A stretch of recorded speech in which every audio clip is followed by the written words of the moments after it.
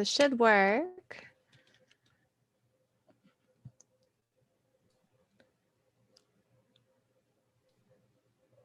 We're connecting. Yeah.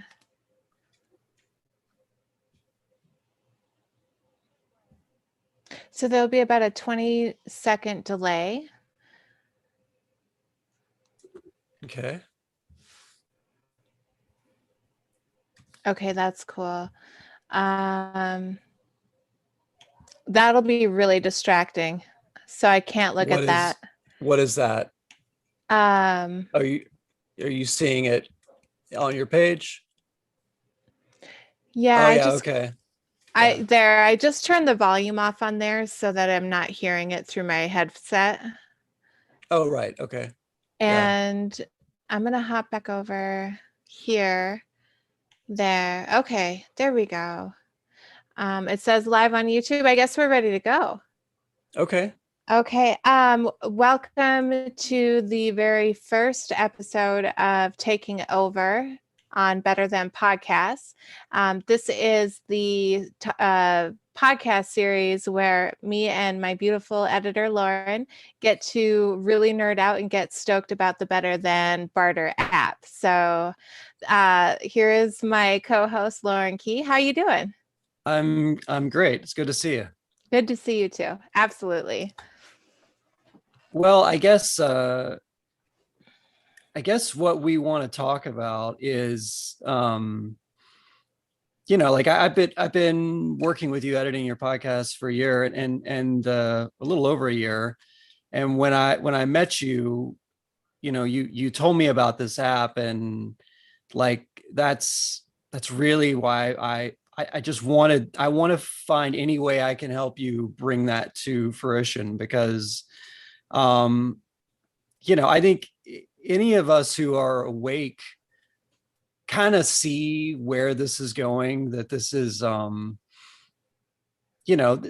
we have some exciting turns in the bend coming up, to put it in the best possible way, because that's a really kind way to put it. Yeah. Well, sorry, give me a second. And this is not cow's milk, because I'm not a psychopath. It's almond milk. But yeah, I've sort of seen, like, you and I know we both talked about the Federal Reserve and how it was started, and you just sort of see all this underhanded scheming that's just going on forever. And I know how much you research. Like, I've heard you talk about quantitative easing and all that kind of stuff, and it's just stuff that people don't really pay attention to, or they don't see the bigger picture. But I mean, with this reset, I mean, it's like the writing's on the wall. And so, like, we're having to figure out a way to shift everything so that we can continue to function as a society, because we know what these guys are doing. And so Bitcoin, I know the Bitcoin boom is a big part of that. People are seeing, like, the dollars being tanked, but I'm really called your app just because I feel like it really could help us get through a really rough patch. So but how do we get there? So I mean, we're sort of taking over the financial system, steering it another way with Bitcoin, and how does your app play into that? What does it mean for that? Yeah. One of the things that makes me really nervous about the situation that we're in right now is how people put so much value in the monetary system. And to me, there's like nothing tangible about it. It could collapse at any second. It's only valuable because we agree that it is. And there's not a whole lot of security in that.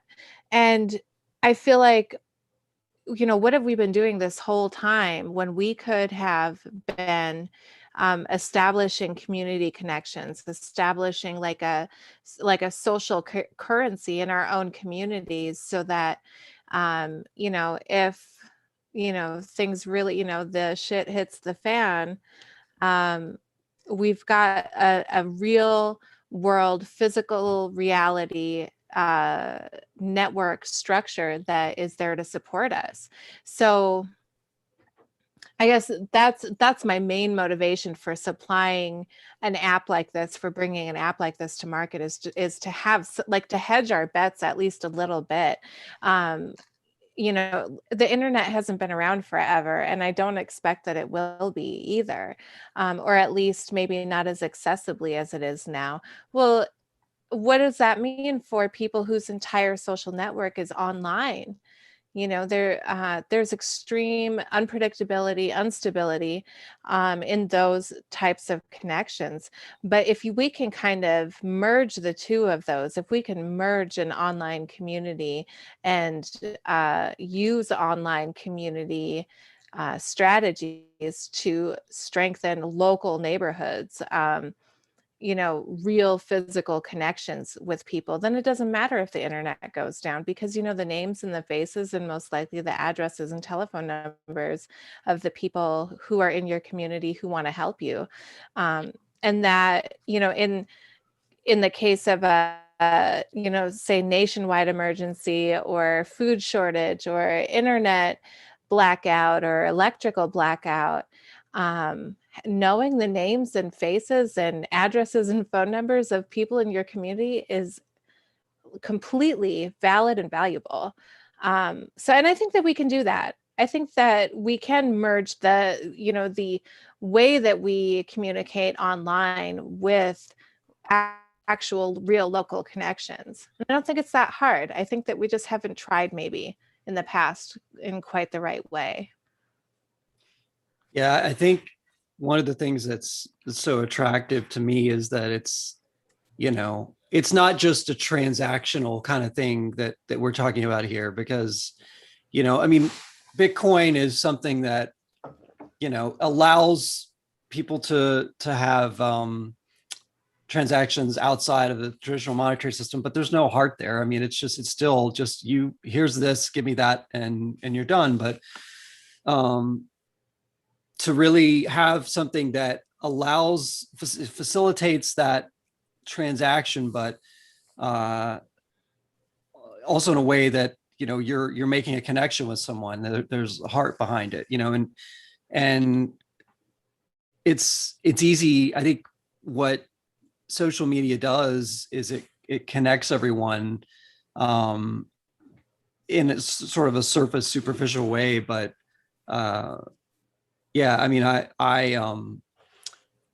think about like some of our neighbors that we've gotten to know, and the guy next to me, next door, he lost his wife to COVID earlier this year, first of the year, and then like his daughter is kind of a mess. And sorry, I'm just telling you a story here because uh, but anyway, like in his grandson is a good friend of my kid, and then he's getting like this guy had to kick his daughter out. Uh, Long story, but I mean, like this guy has just been through so much, and it's those like connections to real people, that remind us of our humanity, and we don't see someone as a transaction, but just like a human being with real needs that are, the same as yours and different than yours. So um, that's what I like. I mean, I like that it's not just this substitute monetary system, um, but I guess I'll kick it to you. I'll let you tell me what you think about that aspect Yeah. of it. Yeah. To me, like that's the most beautiful thing. It's the most valuable thing, is having that real world connection to humanity through the relationships that we have in our own communities, right? And so, the name of the podcast is kind of tongue in cheek, taking over, but I mean, really, if we really sit and think about it, like that's what really needs to happen. And Better Than Barter is just one aspect of that. Because like I joke around about, like what are your, people will say, well, okay, well, what's, your end goal? Like what's your ambitions for this project? And every time I'm like world domination, like I don't want to stop until I have affected every corner of the planet with this philosophy and this ideology. I mean, that's really what it is. It comes down to um what is the way that human beings want to live, and what are they willing to do to get us there. And this is just Better Than Barter is just one small piece of that. There are people working on their own projects that are going to fit together just nicely. Bob Podolsky and the idea of freedom cells, that is another solution, like practical real world solution that people are coming up with. And what is that? I don't know if I'm familiar with that. If you visit freedomcells.org, it's if you know Derek Bros and the Conscious Resistance, Oh um, yeah. that organization, freedomcells.org, is based off of Bob Podolsky's work. And he has an excellent book. You can find it as an ebook, and I'll send you a copy, Lorin. It's called Flourish. But basically, Bob went into the research of how do you build an ethical society. If we're living in a world right now that just doesn't feel right to anyone, why doesn't it feel right? And what do we need to do to correct that? And how hard would it be? And are we going to have to trample on some people's rights or comfort zones to do that? And he found that no, you don't. There's a very specific balance to the way that humans interact with each other naturally on a natural rhythm. And so Freedom Cells is based on that. The idea is that you gather the optimal number of people is 8.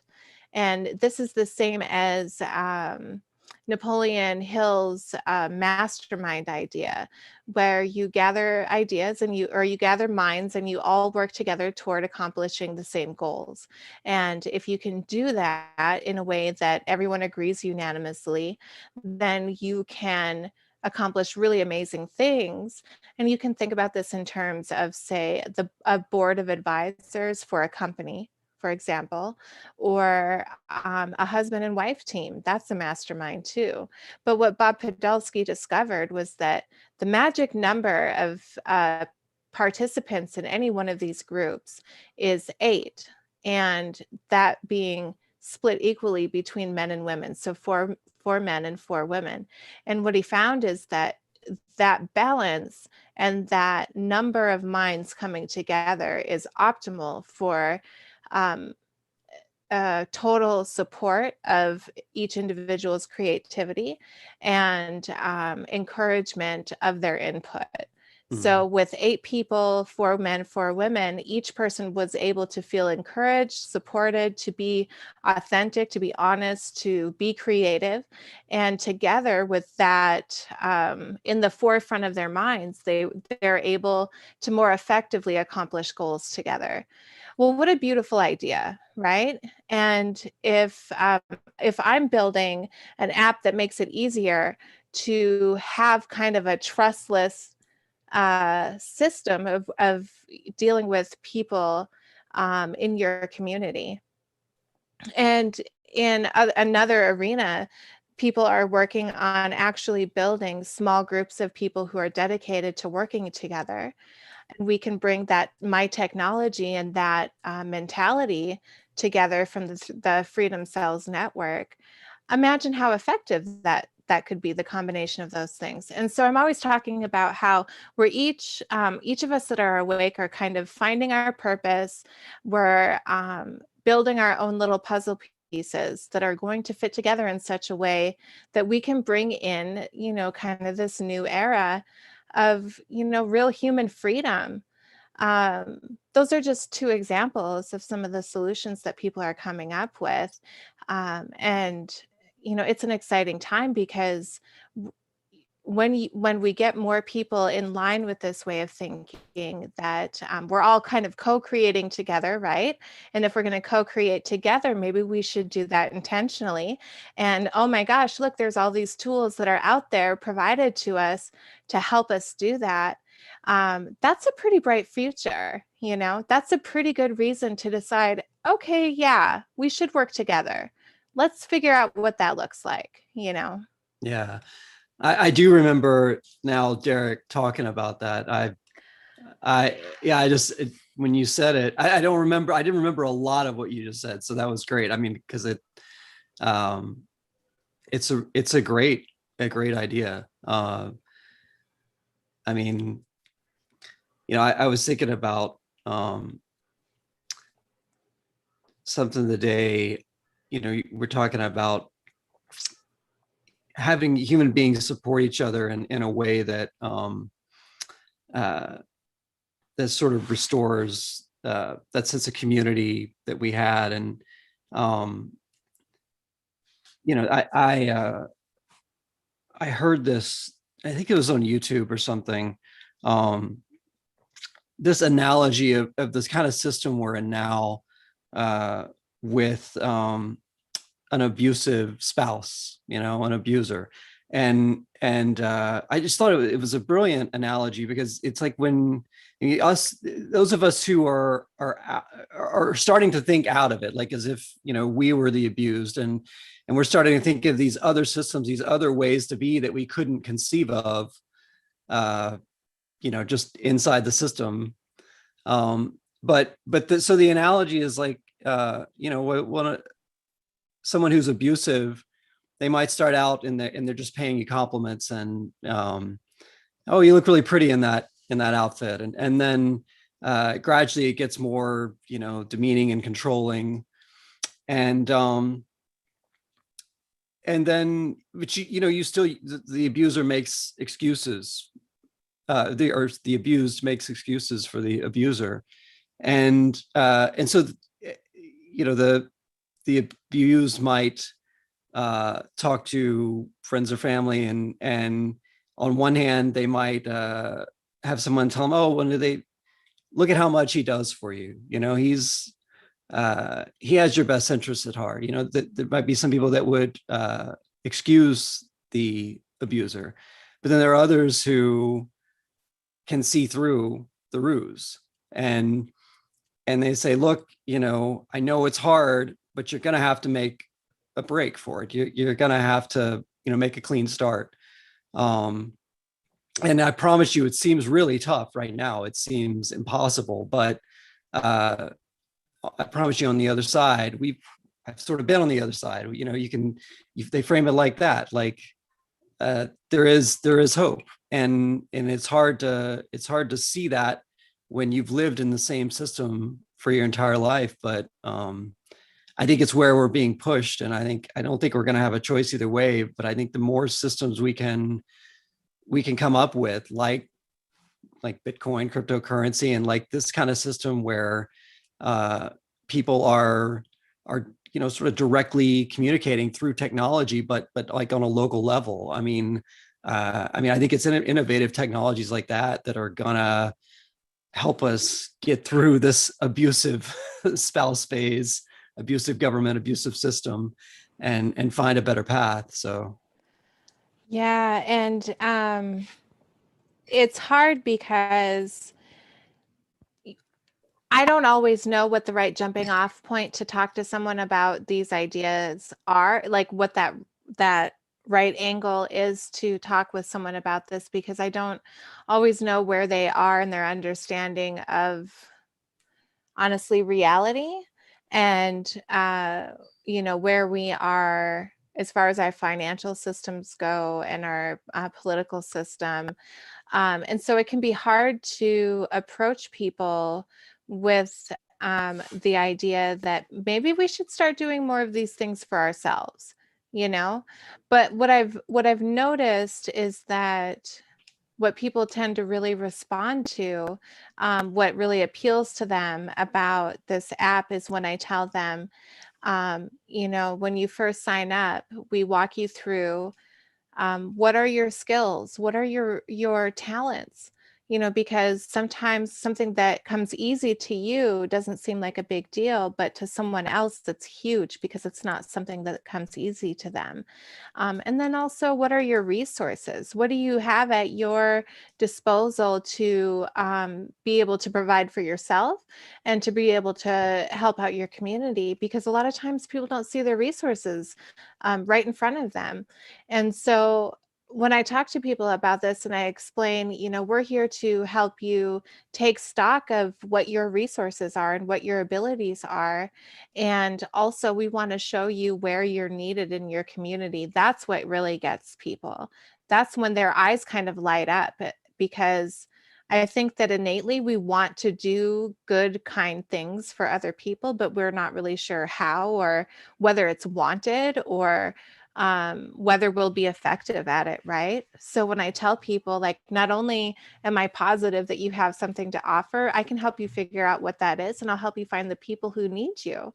Um, the fact that that's when I see their eyes light up, that's how I know I'm on the right track. That's how I know that this app is really going to be effective and it's going to, one second, that it's going to be effective and it's going to have a wide reach. Yeah. Because it's speaking to one of the most human parts of ourselves. Right. And that's what I love, this part of it where it has heart. It's about, relationships with people, real relationships. Like, when you talk to your neighbors, when see what their needs are, um and it's a lot of times it's just through this conversation that you realize that your neighbor has a need, and so I would hope that this app it has that sort of social media feel where people, like for instance, like my next door neighbor, he offered, the same guy I was talking about earlier, um he like just cut down all these trees on his property by himself. I mean, it's crazy. Like, and built a giant fence. And he said, like, anytime you need help, like cutting down trees on your property or anything like that, I never would have thought, like, I would think like you just hire tree service, but, and then like the other day, we've been taking him meals every once in a while. Cause I mean, his wife, was the cook in their house, and so like I smoked some ribs the other day and took those to him. But it's such a enriching part of your life um, when you're finding ways to interact and share with other human beings outside of just your family. Like it's easy in your familiar group to, like you help your kids do this or that. I mean, it's just what you're supposed to do. Um, but I feel like that's one thing that can really help unite humanity, is if we start thinking about people outside just of our family, and finding ways to just lend a hand, help somebody out, give them something they need, because it feels good. It makes you feel good in your heart. These are Yeah. the things that you're supposed to do as a human. And Yeah. we just get trapped in these digital worlds, and we don't think that way. Well, and I don't want to rely on just that, right? Because yes, like kindness to our fellow human is, I think, a big motivator for a lot of people. But I don't think that there's all that much wrong with being motivated by greed either. But it's just like we need to really look at ourselves and ask ourselves, what is it that we're greedy for and why are we greedy for it? Because when we really like get down to the root of that feeling or that motivation of greed, what it is a desire for safety and security, right?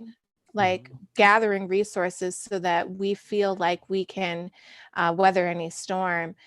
But when we take a step outside of ourselves for a minute and we look at the fact that all humanity is motivated by that desire for security, um, and you look at or you when you can prompt people to really think about what are the things that they would consider themselves greedy for. It's not necessarily money. They want Hmm. like a car that works well so that they can get to work. They want, a safe, secure, clean, decent living conditions, and clean water and food for their children and resources of education for their children. Like the things that people actually want, um, are not really things that society would put under the classification of like a greedy need. It's Hmm. survival. And so I don't, like I said, I don't want to just feel like we have to rely on people's desire to do right by humanity. I think that we can encourage people's basic instinct of survival, and show them that by creating a social currency within their communities, creating um, a reputation within their communities where people see that you're doing good and you're doing right by others and they want to do right by you. That is real stability. That is real safety when you have other people that have your back just because you've shown them that you're worth it. And that might seem, I don't know, we're bordering on a space that's kind of esoteric or maybe even spiritual, but the nature of humanity is, and I think that we learned a lot about this summer, or this whole last year, the nature of humanity is that we're vulnerable. And let's not lie to ourselves about that. Let's be honest with ourselves that we can't necessarily do it all by ourselves, and we kind of need each other, and that's okay. And when there's a mutual need, there can be mutual respect, and with mutual respect we can get things done. So I like that aspect of the app too. We're not, oh, hello, Hefe. We're not asking people to just do things out of the kindness of their heart. With this app, if you do a favor for someone, you've earned a favor and you can be repaid in any way that you want. Yeah.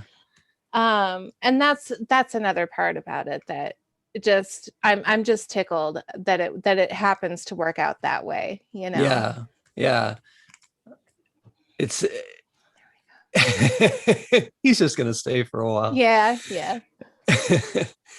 um yeah, I mean, I think it's a brilliant idea. And you could just sort of like, you can see things that it just seems like that's how we should have been doing it all along. And so of course, yeah, it's just like, yeah, let's do it that way. Let's put these electronic communication tools to uh a use that makes things easier, but also keeps the humanity in it.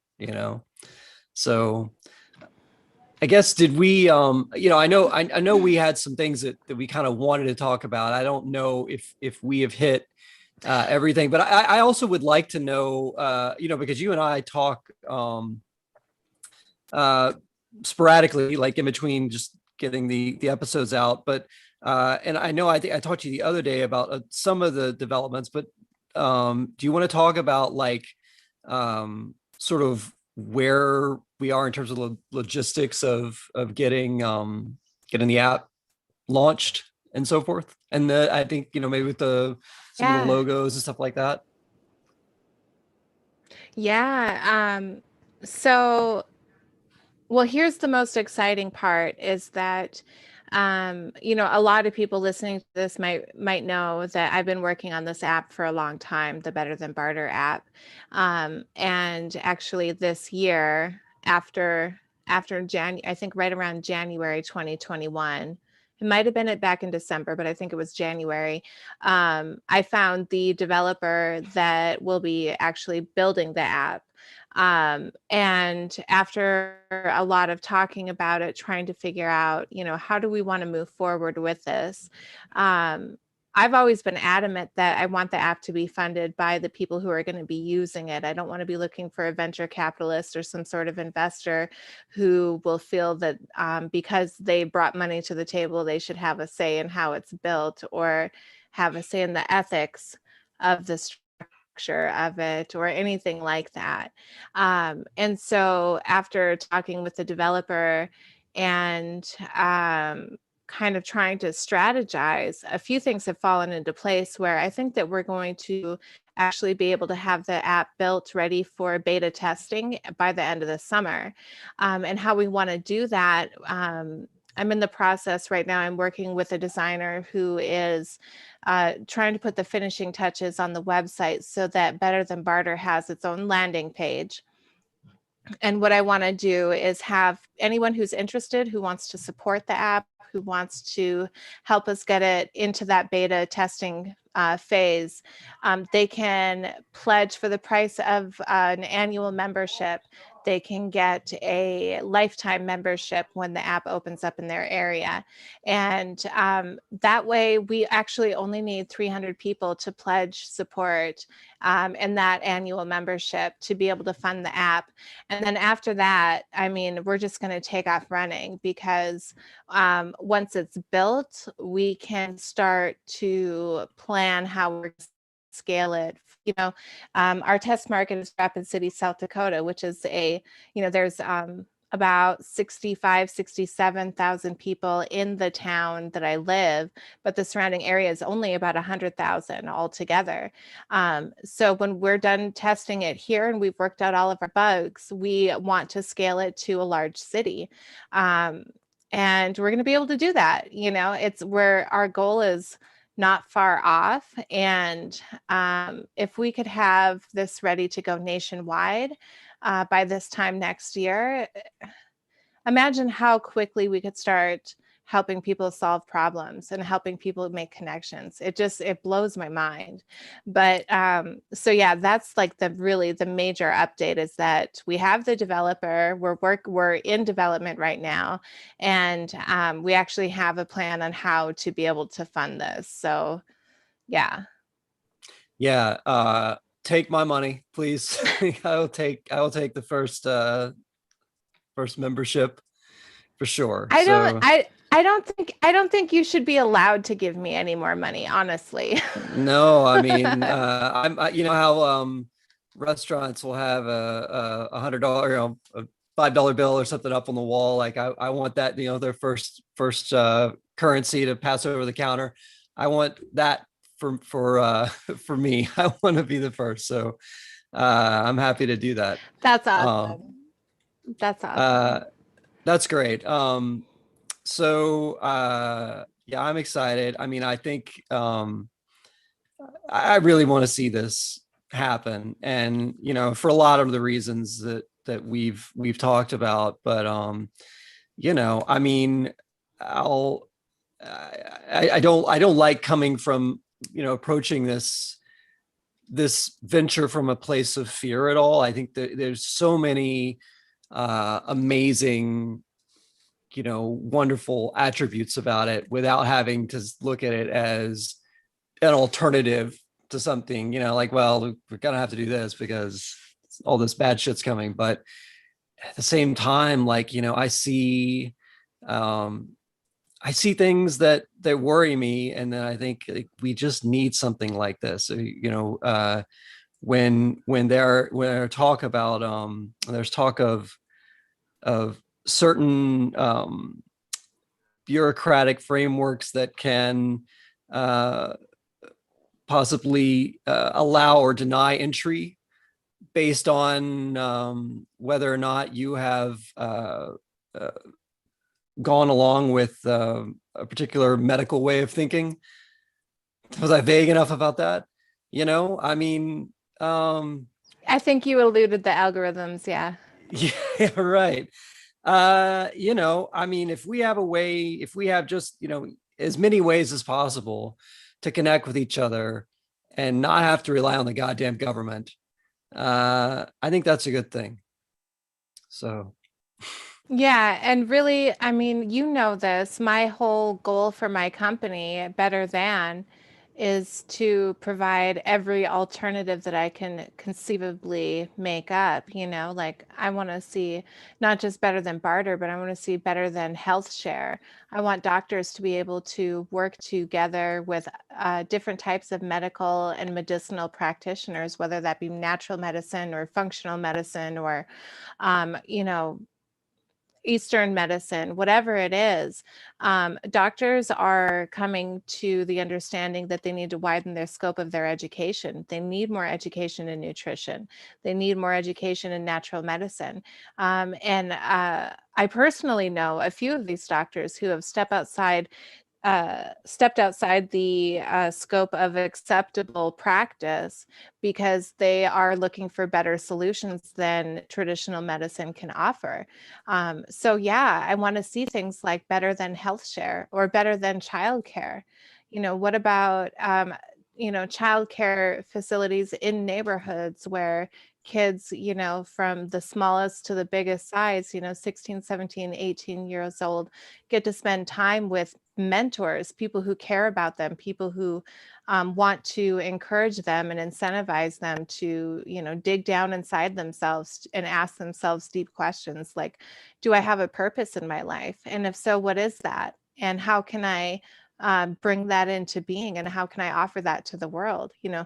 Better than childcare, better than education, better than, whatever we can conceive of together. Like that's what I want. I want to provide those alternatives because many of the established systems that we um, have already failed us or are in the process of failing us now. And, I don't believe that the definition of insanity is doing the same thing repeatedly, expecting a different result, but it's not wise. It's not wise to do that. And I love that clip from George W. Bush when he can't remember how the saying goes. He's like, "Fool me once, you'll never get fooled again." Yeah. I love that, but it really is true. I'm not a fan of three strikes, you're out. How many strikes have we let the government have? How many strikes have we let existing medical establishment have? How many strikes have we let the insurance industry have? Well, yeah, like a Um, traditional medical establishment. Okay, so you're gonna push a jab as the ultimate solution to this, but like vitamin D, like that's in the fucking medical literature. It helps with immune response. So why are we not even discussing that? I mean, that's a strike. Fuck you. That's a strike. you know? I don't know. One Sorry. thing that really no, I understand being upset about this. yeah. One of the things that disturbs me greatly about that agenda that's being pushed right now is the fact that it's admittedly not a vaccine, it's a gene therapy. Oh, you said But they call it a vaccine. it. Uh-huh. But they call it a vaccine. And then, oh, I don't even care. They could suppress me all they want. I know how to send links. Oh, we'll People can just watch my we'll videos just all edit they it want. and upload it again. It's fine. Yeah, but I mean, if you think about it, why would they call it a vaccine if it's not a vaccine? It's because in the United States, you are prohibited from pressing charges, damage charges against a pharmaceutical company for damages related to a vaccine.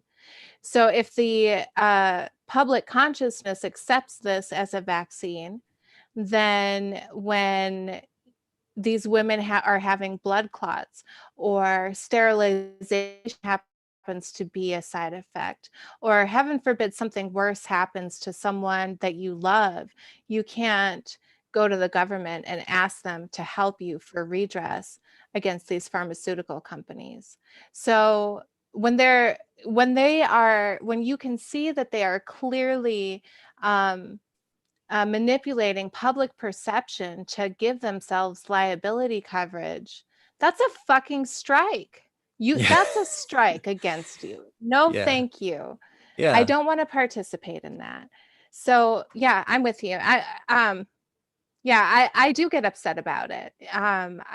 People that I wish hadn't gotten jabbed or however you want to word that, have gotten jabbed, and it's a little bit heartbreaking to me because I don't know, I don't want somebody that I love to be an experiment, and that everyone who is taking that vaccine right now is an experiment, and it hurts a little bit. you know Yeah. But like we know that there's a lot of there are a lot of medical solutions that just aren't allowed uh, in the mainstream, or that are minimized, like the effects of them are minimized. And so I Mhm. really hope that we're headed into a renaissance, and I hope that any damage that might come from this giant science experiment, I hope that we'll be able to find remediations for those. So Yeah. I'm hopeful there too. But I'm always looking for the advantage, even when something presents itself to me as a problem. I'm always looking for the advantage. And for me, the advantage in this particular situation might be that people start to realize where the flaws in our systems are, and start to realize that those flaws can't be fixed by the people who created the problems in the first place, and they start to look for alternatives. And when they see real, authentic, honest, good-hearted people trying to offer them those alternative solutions, that they're going to have ears to hear, and that they're going to actually be able to receive the information that they need to gain a sense of control in their lives. Yeah. Yeah. I hope so too. Yeah. Well, I'm excited, and I guess that was you gave me a pretty good update. So we have the app is funded, and I know like you're working on some logos, trying to find some new artwork there. So that's exciting. Anything else that's in the works? I guess, you know, the main thing is that the website, the landing page for the app is going to be ready here in short order. And I'd like to do another update, and actually we can do a screen share and take people through. Oh, how awesome would it be to have you do your annual membership pledge on a live stream, and we can do it on a screen share? It would be beautiful. Sure, let's do that. Yeah. I think that would be awesome. Yeah. All right. Yeah. Well, yeah, I guess I didn't realize you were going to make this a series, but that's cool. Like, What do you mean? What do you mean? Make it so well, serious. no, a series. You said a Oh, series, so like, yeah. that's cool. Yeah. But that's I mean, I'm excited, and I'm happy to help as always, and whatever way you need me, and uh, yeah, I look forward to seeing how it develops. Awesome. Yeah, and this all wouldn't be happening without you. So I am just so pleased um and really elated to have you to work with. And I look forward, like I've told you before, like I hope that very soon we get to work with each other every single day. That would be just like a dream for me. So That would thank be you pretty so cool. much. It would. Yeah, It would. I feel like we would just be two buddies hanging out, getting shit done. you yeah, know? yeah. I'm so glad that we ran into each other in this very bizarre weekend in Arizona last year. So yeah, Yeah. it's been good. All So right. So, yeah, you guys, I want to do this on a regular basis. Drop in. This is a perfect excuse for me to give you all updates about the app. And it's an even better excuse to get to talk to Lauren on a regular basis, because we don't get to talk to each other as often as I would like to. So yeah, there'll be more of these taking over episodes to come for sure. awesome. Okay. All right. Thanks, everyone. And thank you, Lauren. And yeah, I'm going to keep you busy over the next couple of weeks. I've got interviews lined up. So, Okay, that's fine. okay. I will get them edited. All right. All right. Thanks so much. And thanks to everybody listening. And please leave comments below letting me know what topics that you would like to hear about. And anything you want to let me know about. The listener engagement that I get from this podcast is one of my favorite things. So I'm always happy to hear from you guys, and there'll be more coming soon. All right. Thanks, Lauren.